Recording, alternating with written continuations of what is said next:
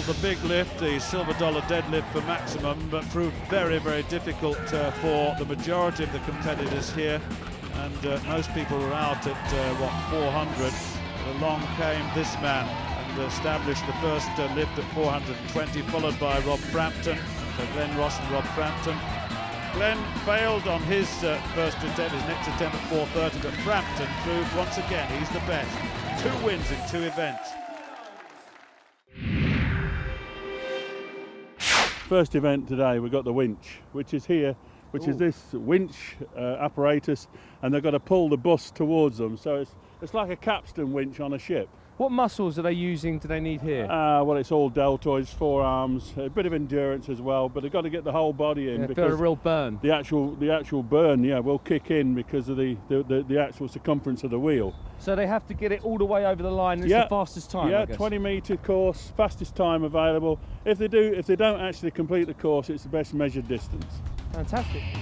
Well, the problem is a 6-ton minibus over a 20-metre course, fastest time wins, and they've got to wind that winch and pull that minibus in, and that's really tough. And the first man to go will be Jonathan Kelly, who finds himself competing, incidentally, against one of his heroes. Let's find out who that hero is. Glenn Ross. When I started training with him, I seen him on the TV and on the internet and stuff, and training with him, he's really brought me on these last few years, and hopefully someday I'll go off and do some competitions like he did.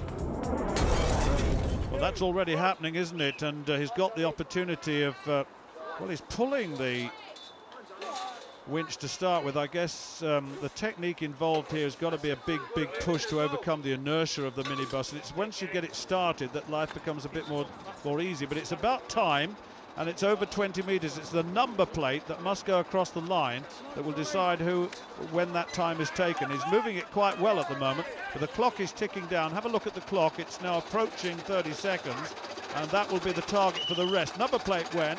So what was his time? It's coming up at 30.59. Well, that's the target for Stephen Cherry, the Scotsman. Yeah, I've always been pretty big and pretty strong. I mean, I've only been in the strongman game for about 3.5 years. I come from sort of like kickboxing and boxing into this, so I've not got the same sort of powerlifting pedigree as a lot of them, but just try and chip away a wee bit at a time and hope that I can bring it up over the years. I'm only 26, so I'm still relatively young. Hopefully, a few years or so I'll be competing with the bigger guys. Well, that's certainly happening already, isn't it? And he's really got an effort now pulling that on the top to get it going. Now that looks to me to be wrong way round, really, because the real effort should be pushing rather than pulling. He's going anti-clockwise rather than clockwise. I've not seen that before. That surely makes life a little more difficult. Technically, it's very important. Watch the clock. He's got 30.59 to beat, and I think that's not going to be possible. Look at the clock counting down already. That number plate's got to come over the line. That's an extraordinary way of doing it, reversing the winch, really. I would have thought that the other way round would have been more successful, but he's made that choice, and there it is, and that's not very quick. And the time, 38.78 is the official time on the computer now.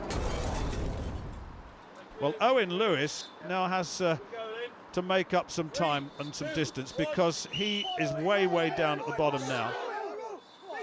Now that's better. Now that's the push that really is required to overcome the inertia of the bus. Once they get it moving, then of course they must keep it moving. If they stop again, then they've got to overcome its inertia for the second time. And Lewis is really powering away at this. London's strongest man in 2008. He was in second place in that competition. He's a security guard and really working very hard. That's better. The time 28 or 27.81 actually, the official time, and that's the lead. Now Paul Carter. What can you do? Paul Carter, 29 stone, Dorman. He's a home father, in fact. He's got 6 children, according to my record. And look at this. He's now starting to move it very quickly indeed. He's got 27.81 to beat. Watch the clock.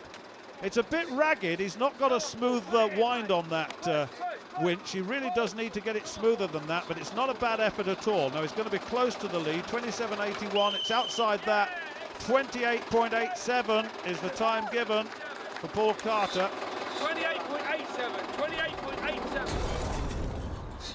Big pull, yeah. Now Dean Slater, now he knows the target. 27.81 is the first place at the moment, 28.87 in second place, so he's got to really move and overcome the inertia. A bit ragged to start with.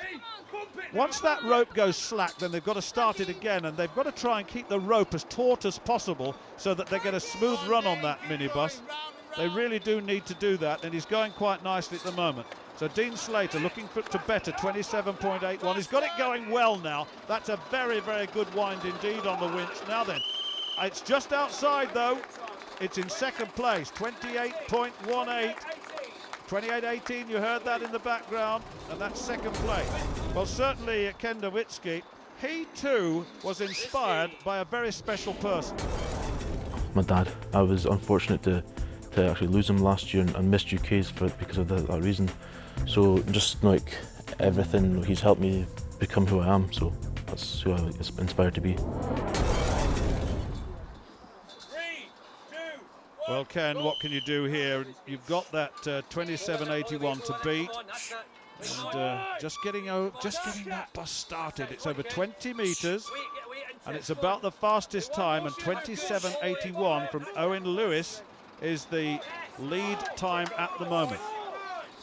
Really very, very good. This is good. He's moving it very quickly. Look at the clock. This is much better. This could be close to the lead. It could be. And it is 27.61. It's the lead. And that's what Glenn Ross has to follow. The big man is next. Now then, Glenn, there's your target. He's in second place overall. A couple of great lads coming this year. I've heard great reports, though I have never competed with two of these boys, Gary Gardner and Dean Slater, who's in my group. I'm looking forward to competing with these guys. On the other group, and I still think will make the final, is a guy called Chris Innes, who's been Scotland's strongest man 4 times. So I'm looking forward to competing with him and having a wee tussle. Now then, let's see how he works this. Trying to get that up into the upright position. This is always the most difficult part, the beginning of the winching effort. And once he gets it going, if it can be as smooth as possible, you know that he's quick. Now that is quick. I can assure you that that is going to be quicker. He's really got the winch moving fast now, and you can see the rope as near as taut as it can possibly be the whole time, and that's the secret, and that is moving very, very quickly down. Look at the clock. It's going to be, oh yes, 26.09, and that's the lead. The daddy, I'm the daddy. Now the big man, Rob Frampton, has won the first 2 of the events. And my goodness me, he looks in terrific form, certainly. Not 100% fit, we've heard him say that earlier on. He doesn't think that most people are. There are always little niggling injuries all over the place. But this is a fella who is immensely strong. He's got great strength-power ratio.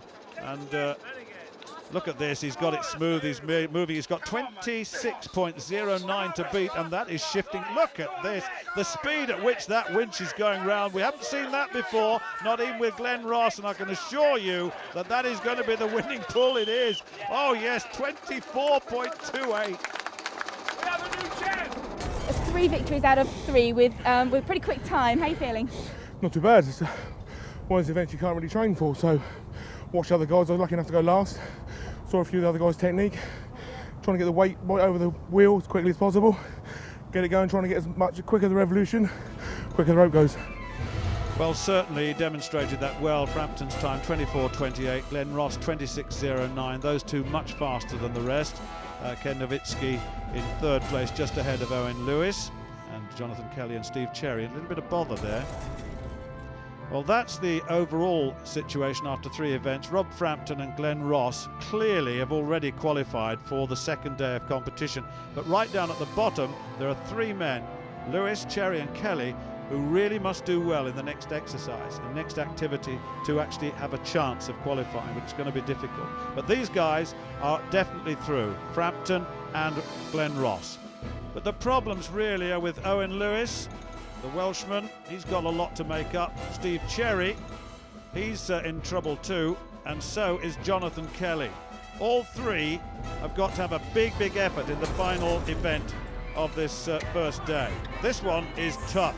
It's Conan's torture circle.